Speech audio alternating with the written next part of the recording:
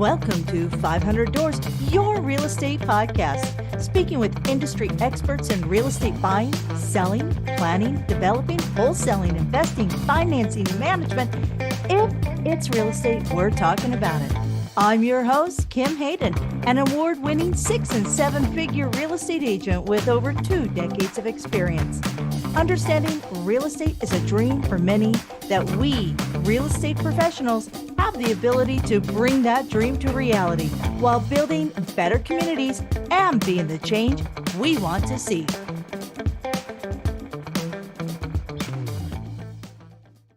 Hello, and welcome back to 500 Doors, your real estate podcast. I am super excited to get into kind of the nitty-gritty with our next guest. As we know, real estate is accountable for more wealth generation and legacy building than any other investment vertical ever, anywhere. Real estate builds wealth. But for many of us, including myself, before I even got into real estate, having been raised in a basement apartment with a single mom, living check to check, understanding money, how it moves, how to invest, owning homes or a home was beyond what I ever thought was an opportunity for me, beyond my understanding that actually real estate is accessible and achievable by anybody, no matter where you come from or what your origin story is. So, we're going to get into a little bit of the how, the what, and the why of investing in real estate and what can you do with your dollars. So first time here, again, Kim Hayden, and sit back, enjoy the conversation. So our guest today is Adrian. Adrian, after completing 21 years of policing, retired early to pursue his interest in real estate investing. Adrian is a full-time real estate investor and entrepreneur with multiple companies. His professional portfolio, built in under a decade, folks, is undeniable proof of his expertise, consisting of 84 plus investment properties, or the equivalent of over 420 units. That's 420 doors, folks. It's a lot of people he's serving. Adrian has created an ecosystem to finance, construct, and manage investment properties. He's the founder of Executive Properties Capital, Inc., that raises capital through joint venture partnerships to purchase investment properties. He is also the owner of Investment Edge Construction Management, a full-service construction company focused on multifamily conversions and renovations. Adrian also, in all of his spare time, manages a high-scale, full-service property management company. He does that all in the Hamilton area here in Canada, Ontario, Canada. Adrian's passion is helping others like him, like you, like me, to achieve generational wealth. He has created a proven success, the buy, renovate, and finance strategy that he readily shares. Through Adrian's website, investwithepc.com, you can access his blog and listen to his popular podcast, More to Life, Real Estate Investing. It's a real estate investing podcast. So real estate investing with Adrian. Okay, folks, so let's bring Adrian in here, and we're going to dive in real quick, get a bit of a, hey, Adrian. Good morning. Well, I'm saying good morning because I don't think we're in the same time zone, but thanks for having me on, Kim. I appreciate it. You know what? I appreciate your time because after reading your bio, I know how limited your time is.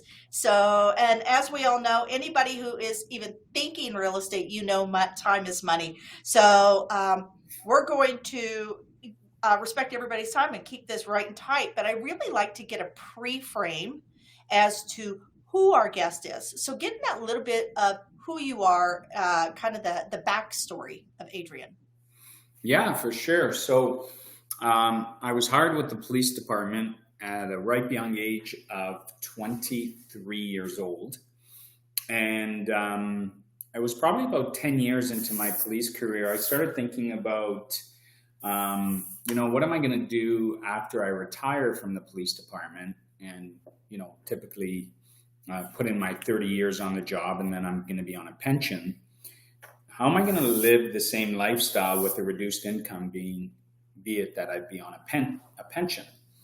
So I always had an interest in real estate. And I thought to myself, well, maybe I can subsidize the change in my income when I'm on a pension with owning one or two rental properties and generating a little bit of cash flow from those properties. And ultimately, that would top up my paycheck or my salary, so to speak, now that I'd be on a pension. So that's kind of how it all started for me. I was about 12 years into my police career that I started thinking that way. And as a result of that, my wife and I, we didn't have any money in the bank. We were pretty much paycheck to paycheck, but what we did have was some equity in our home. So our principal residence that we lived in had increased in value, so there was equity there. And we leveraged that equity, so essentially everything we had, and all we had was the equity in our principal residence. We leveraged that and we took out a home equity line of credit. And I want to say back then it was about $200,000 we had access to through a line of credit on our house. And that's how it all started. So we used that $200,000 to purchase our first couple investment properties.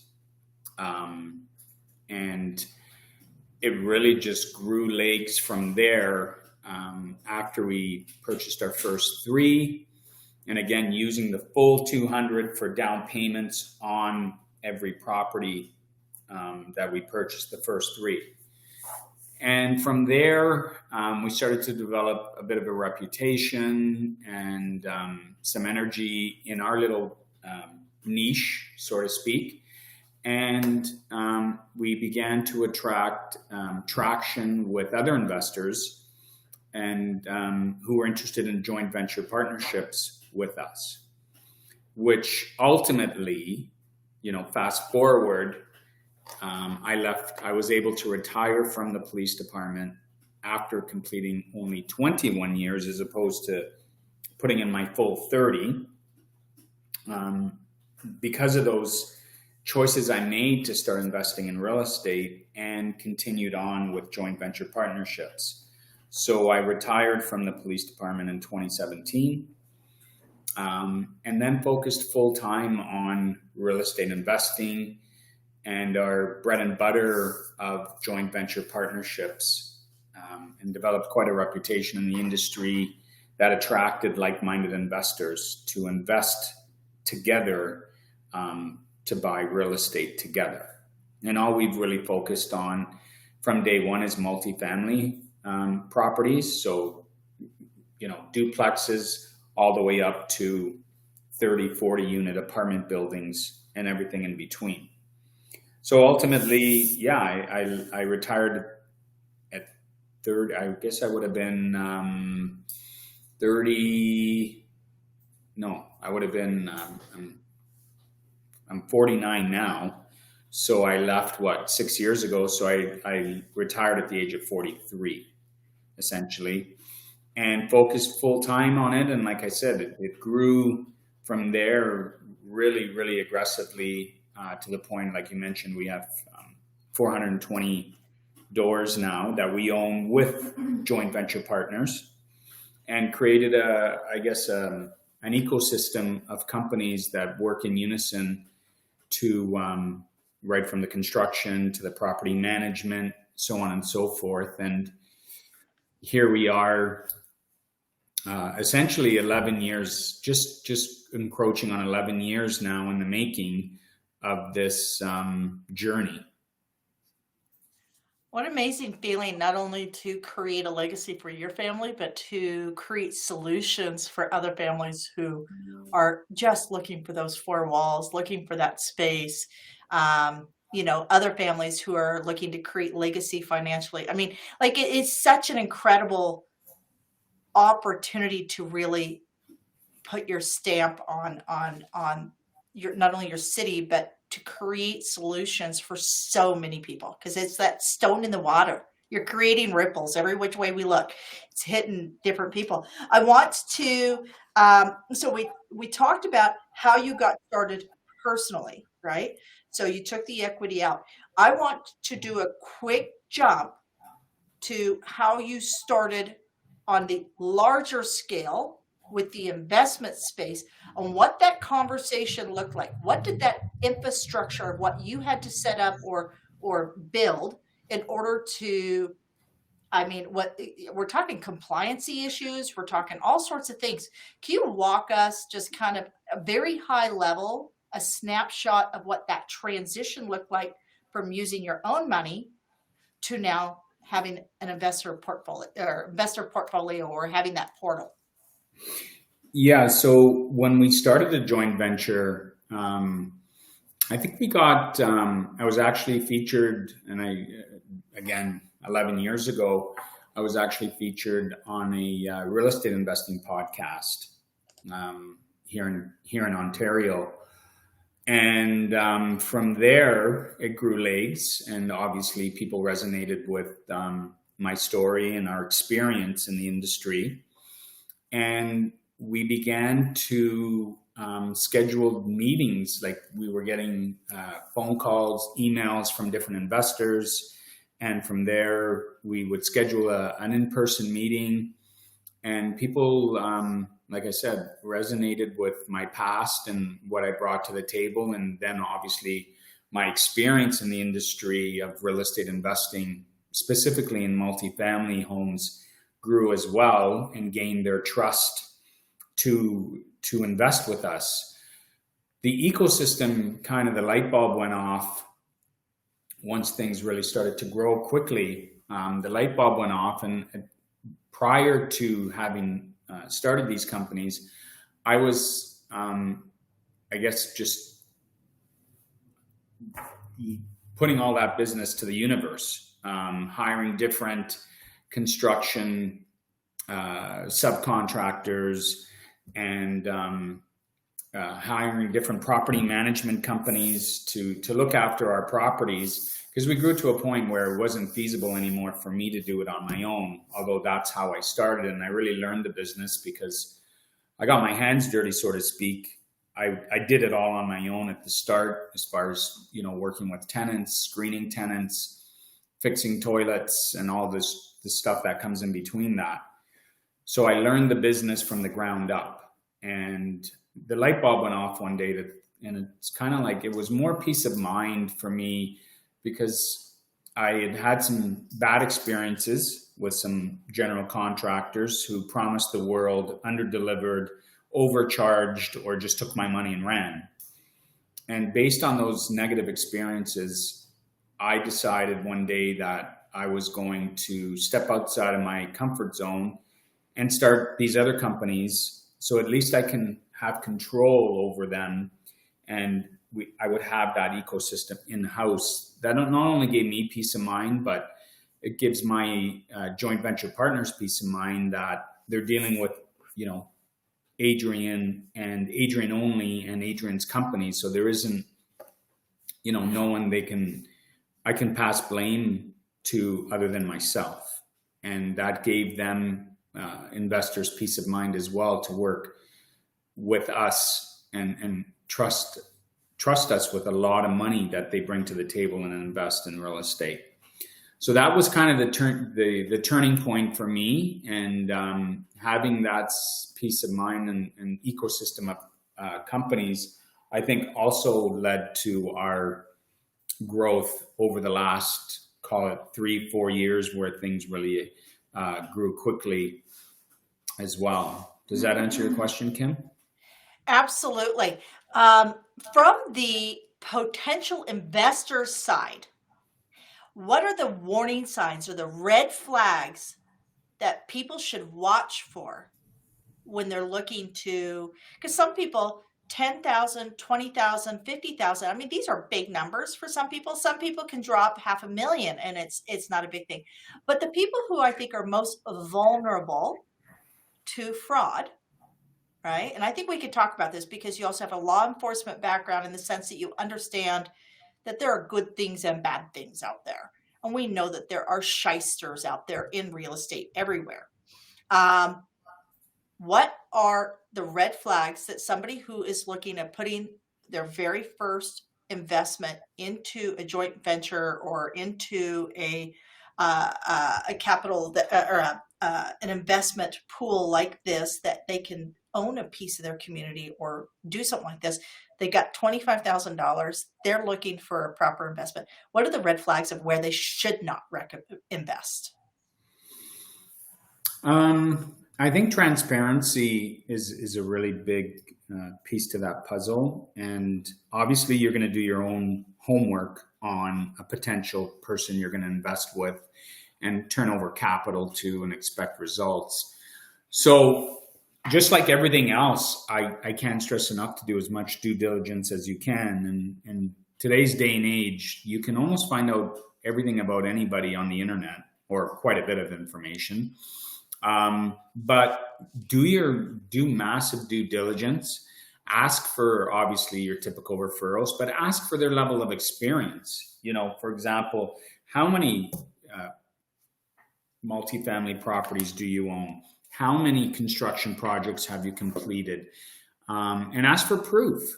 You know, if someone is really the real deal, they'll have examples that they can provide you, no problem. And as many, you know, for example, we do, obviously, as many as you like, to justify and obviously put your conscience at ease that these people are the real deal. It's not their first rodeo. They have a reputation. They're very entrenched in the industry.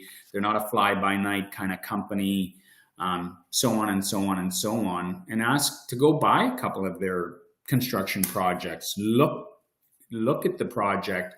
I mean, if they are who they say they are, they have no problem doing a show and tell with you and providing all that information, right? It's the guys that are, you know, hesitant or always have an excuse to provide you more than one or two referrals or one or two more examples or projects. I mean, we have enough projects. I mean, I could provide anybody with a dozen at any given time. No problem. And I think that speaks to transparency, right? And our level of experience. And, you know, there's like I said, there's a lot of flim flam people out there. There's a lot of younger, impressionable investors, and your portfolio should not be, oh, here's my Instagram page. Right. Because social media is not proof. It is not proof. So right. Ask for those numbers, ask for the projects, get the referrals. Let's talk investing, because this is something that, I mean, you bought your personal property, but in all truth, your life before moving into this space is probably far more typical of, you know, the North American. You had a job, you were going to work, you're going to get a pension, you're going to pay off. That's the investment. Now that you're in a far greater position when we talk about investment, where you can literally change hundreds of lives versus just your own, what is your philosophy on investing? What can you share with people who are listening, who are just trying to figure out, wrapping their head around everything? That's a really good question. One model I believe in very, very sincerely is, you know, the mindset of take action. I can't stress enough, if I didn't take action 11 years ago, I would still be, and believe me, I love police and I loved my career, so I'm not slighting it at all. But obviously, I have a different lifestyle now. And had I not taken action 11 years ago, I would still be working night shifts, driving a cruiser, at 3 o'clock in the morning, wishing I was in bed asleep. So I live by that model of taking action. I mean, you can only read so many books, you can only do so much research, but sooner or later, you have to take action and be comfortable or uncomfortable with taking action, but you got to take action. And the other model we live by, and has made us very successful, is we really deploy the buy, renovate, refinance, and rent strategy in our multifamily distressed properties. And I love that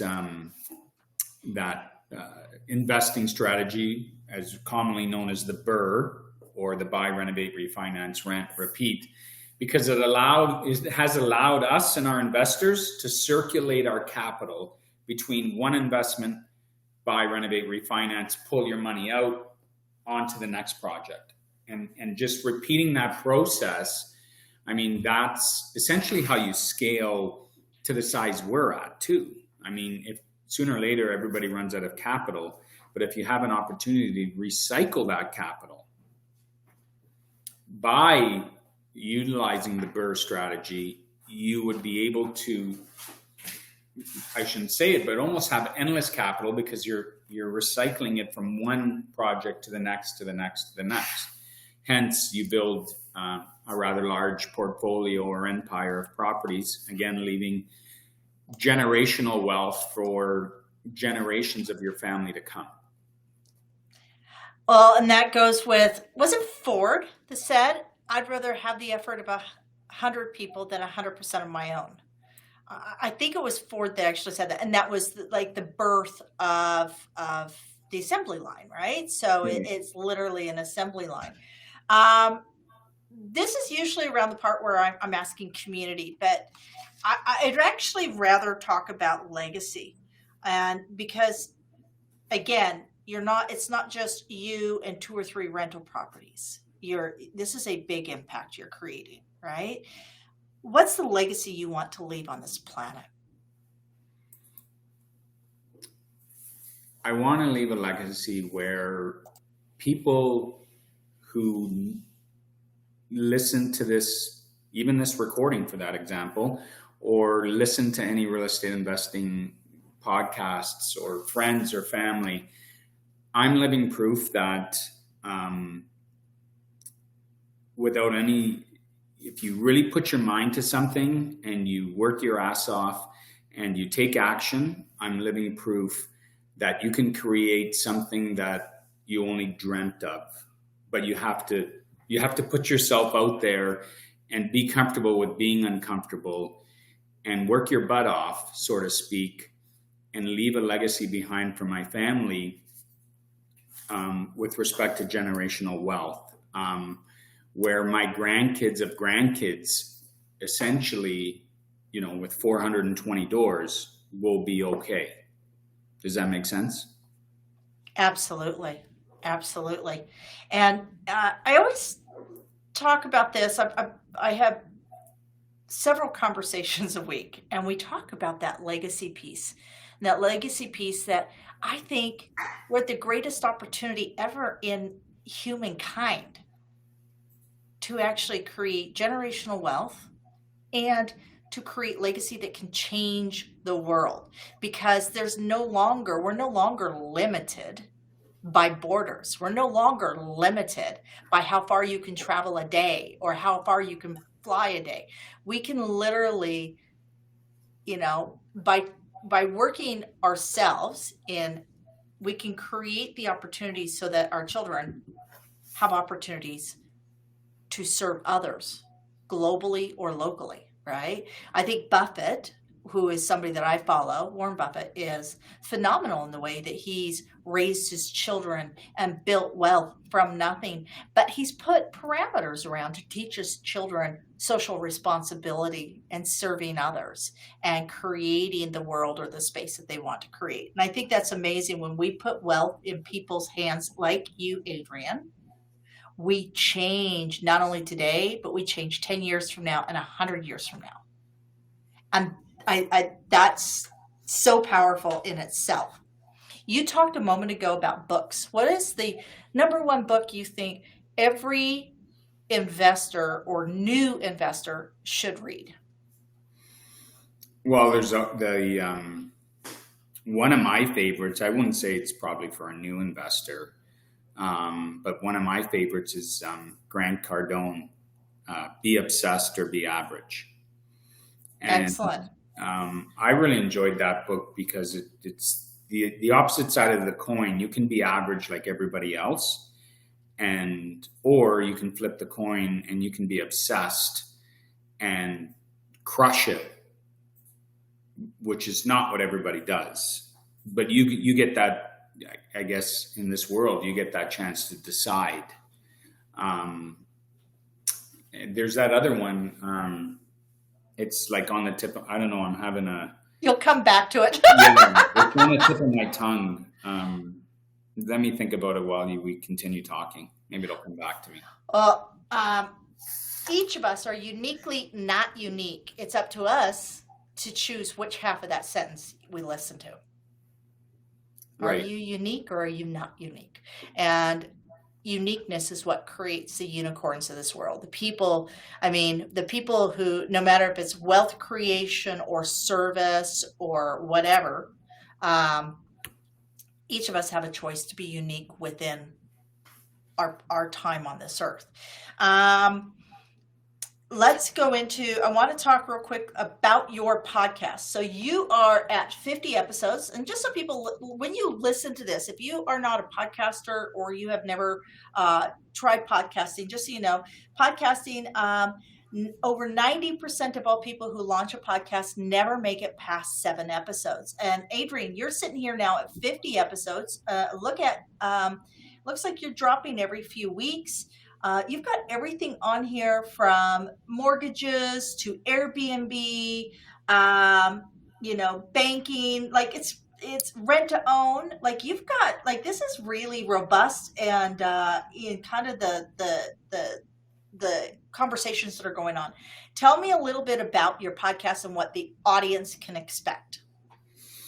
Yeah, for sure. So it's I thought when I started it, why did I start the podcast? Why did I want to do it?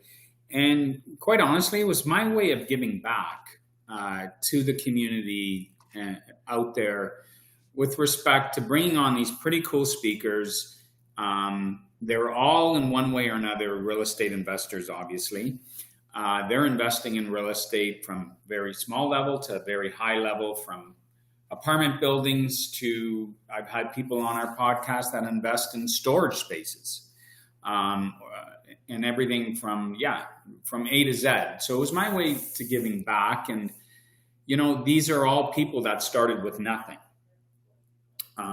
No doors, no real estate experience, but they stepped outside of their comfort zone after doing the proper homework and made something out of it. And now they're sharing their experiences with our listeners. So again, I come from a background where I had nothing.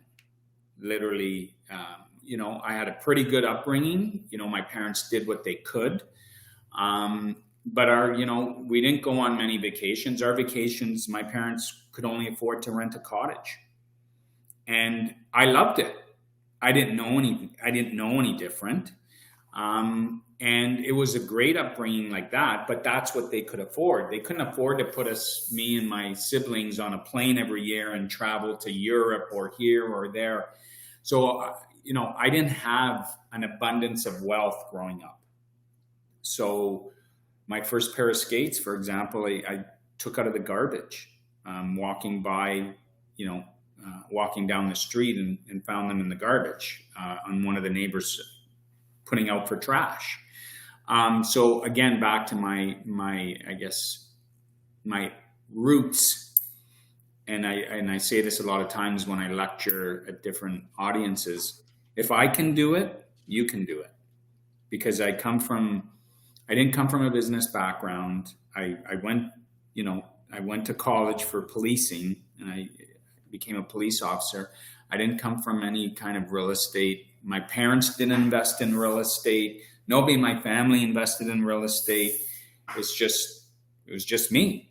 And I gave it my all. I stepped outside my comfort zone. I took risks. And it worked out. So again, if I can do it, you can do it. I love that. And I love that the podcast is very kind of, if I can do it, you can do it kind of oriented, sharing those real stories of real people. We hear a lot from people who have made it or are second generation made it or something along those lines. And they don't have that connectivity to the people who are in the trenches fighting to build. And that is awesome. So that folk show is More to Life with Adrian Panozzo. Panozzo, yes. I got it. That's an Italian, right? Yeah, that's an Italian. So you've literally followed the two kind of trajectories that we set out that we all, oh, no, you didn't, you're not a chef. So we think chef, police officer, or somebody like construction or apartment buildings. I think the New York Italian apartment building owner kind of thing. So right. Love it. Let's talk socials. I want to ensure that people can find you, follow you, and engage with you. Can you share with us all the places that people can connect with you? All over social media, Instagram,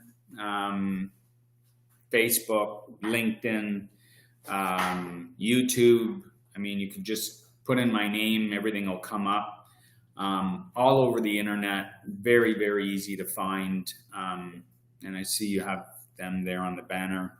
And I'll have them in the show notes. So invest with EPC, and EPC stands for Executive Properties Capital. Executive Properties Capital. So that's associated with most of your social medias or your name. And Panozzo, I said that right, Panozzo. Adrian is Adrian, Pannozz or ZZO. Adrian, we know life is hard. Life is not easy. If it was easy, everybody would do it awesome. But not everybody does it awesome. A lot of people shy away from the hard things. A lot of people don't understand that being uncomfortable is the best place to be in. Because when you're uncomfortable, when you have those growing pains, take a look at the first word, growing. Our children don't get to adulthood without having discomfort in their knees, their back, their elbows, their hearts. They sit there and go, oh, I can't believe this happened. I can't believe that happened. But we forget those lessons when we're adults and we ease into the comfort of nighttime Netflix and the delivery, skip the dishes, pizza. And we forget that being uncomfortable as a child is what got us to adulthood. So if we're going to excel into our legacy, we got to get uncomfortable. What is the quote that you live by that, or quotes, you can, more than one is fine, that we can share with others when they're having a tough day or when they need that inspiration?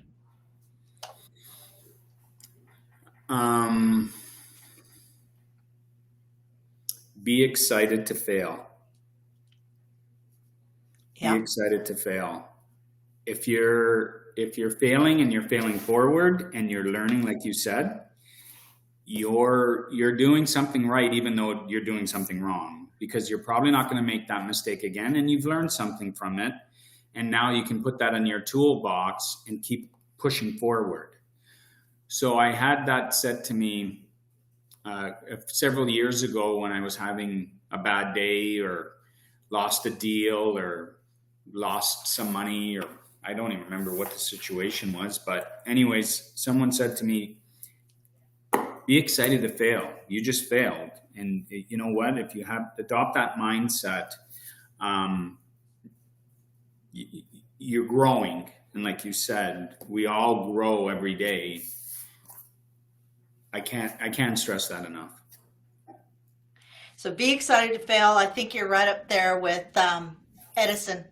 Edison, 10,000 ways. He did not fail at building the light bulb 10,000 times. He actually found 10,000 ways the light bulb would not work. And Right. thank God for that kind of mindset, because we're not sitting in the dark. We're not sitting without shelter. We're not sitting without wealth opportunities if you have that kind of mindset. So fail fast, fail forward, and keep on moving. In sales, so with 20 years of real estate sales behind me, you know what? We always say in sales, no's are awesome because you're one step closer to the yes. So I like that.